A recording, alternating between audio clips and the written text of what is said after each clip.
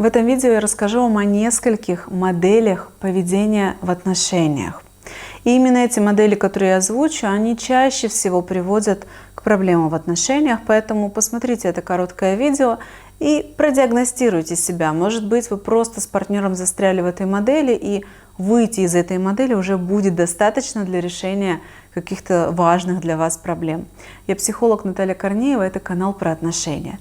Подписывайтесь, если еще не подписаны, чтобы не пропустить какие-то интересные и важные для вас видео. А контент здесь выходит регулярно, и он весь про отношения. Итак, первая модель, о которой я хочу рассказать, это детско-родительские отношения. Знаете, когда один партнер занимает роль родителя, а другой ребенка. Например, мужчина как папа решает все проблемы, женщина постоянно спрашивает его, чтобы он принимал все решения вообще в семье. Все свои проблемы несет к нему, ожидает всего от него, он ее еще содержит. В общем, она как дочка у папы.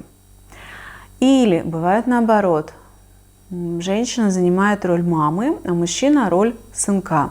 Это такие инфантильные мужчины, которые не любят, опять-таки, сами принимать решения. Женщина в семье главная, она распоряжается финансами, она ответственна за эмоциональное состояние всех в семье, она все решает. То есть, чтобы понять, заметить, что вы в этой модели или нет, посмотрите, кто решает в вашей семье. Если это как-то плюс-минус одинаково, то есть, может быть, знаете, один решает в каких-то моментах, аспектах жизни, другой в других, кто в чем более компетентен, но как-то это делится, то, вероятно, вы не в этой модели. Если же в ваших семейных отношениях в основном решает все один из партнеров, то, возможно, вы застряли. Понаблюдайте, не ожидает ли один от другого, что что-то ему постоянно тот должен. Потому что должны родители детям, и ребенок находится вот в этом состоянии, что мне все должны. Вторая модель дружеская. Это когда нам с тобой так комфортно, у нас столько много интересного, общего, что мы с тобой как лучшие друзья. И так можно долго просуществовать хорошо, но потом все упирается, знаете, во что? В отсутствие секса. Потому что друзья сексом не занимаются. Если друзья начнут заниматься сексом, и у них возникнет страсть, то они уже перестанут быть друзьями, они станут чем-то большим. Отношения между ними станут чем-то большим. Поэтому превращаться в друзей и сожителей на самом деле чревато тем, что пропадет страсть. А именно страсть и секс – это то, что склеивает партнеров и помогает им быть более мягкими и снисходительными к недостаткам друг друга. И есть еще так называемая независимая модель. Это когда партнеры очень сильно независимы друг от друга. Как правило, в это попадают люди, которые боятся зависимости в отношениях, которым очень важно все контролировать. Они не могут хоть в чем-то быть зависимы от другого. Они тогда начинают очень бояться, что их жизнь пойдет под откос. За этим скрывается очень много недоверия к людям. Как узнать эту модель? Если у вас все раздельное, раздельные счета в банке, вы разделяете траты, у вас полностью раздельные друзья, у вас разные интересы, все разное. И если партнеры очень нервничают о том, что второй нарушает мои границы, то есть вот этот момент «не нарушай мои границы», «не вторгайся», «я должен полностью контролировать свою жизнь», он гипертрофирован. Чем это опасно? Потому что отношения – это про близость и слияние. Со слиянием, нужно быть осторожным, потому что если его слишком много, то отношения становятся больными, созависимыми, про это сейчас тоже расскажу. Но совсем без слияния – это не отношения, это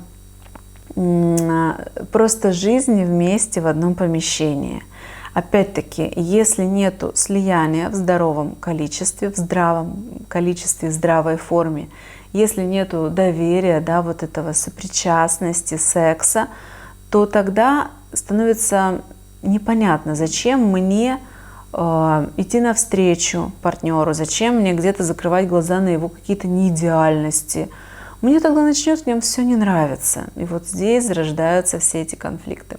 И последняя модель, самая больная и токсичная, это созависимые отношения.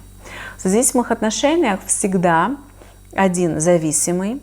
Это зависимости от либо алкоголя, либо наркотиков, либо игромания, да, от игр. Даже если такой человек бросает свое увлечение, то есть перестает пить, перестает употреблять наркотики или перестает играть в игры, структура его личности все равно остается зависимой. И таким людям нужна либо терапия, да, психотерапия, либо они еще иногда наполняют себя, потому что зависимыми становятся от внутренней пустоты, от травм из детства, наполняют себя увлечением, да, вот фанатизмом в какую-то веру, религию или в какой-то образ жизни.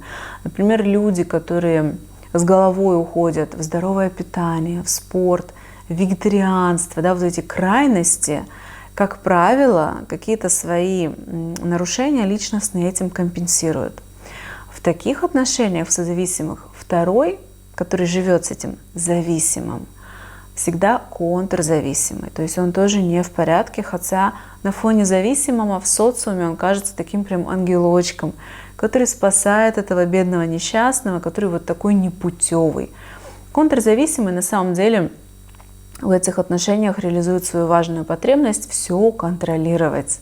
Ведь это очень удобно, когда твой партнер в чем-то слаб, и его все время нужно контролировать, пенять, корить тем, что он какой-то не такой, спасать откуда-то, всю жизнь посвящать тому, чтобы решать какие-то проблемы в этих отношениях. Решая проблемы, можно проявлять свой контроль.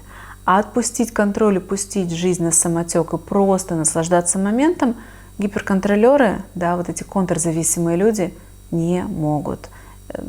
Они этим контролем, собственно, компенсируют тоже какие-то свои внутренние, определенные свои внутренние травмы.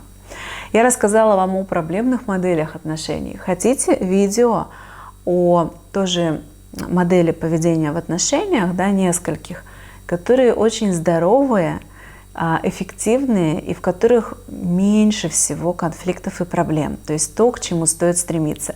Если хотите, пожалуйста, напишите мне комментарий.